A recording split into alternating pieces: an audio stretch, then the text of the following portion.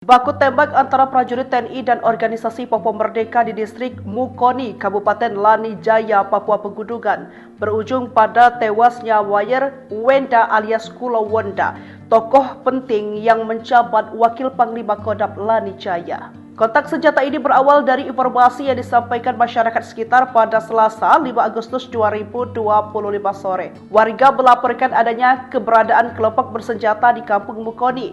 Informasi itu langsung ditindaklanjuti. Tim TNI bergerak ke lokasi untuk melakukan penyergapan terhadap target yang diyakini sebagai salah satu buronan lama aparat keamanan.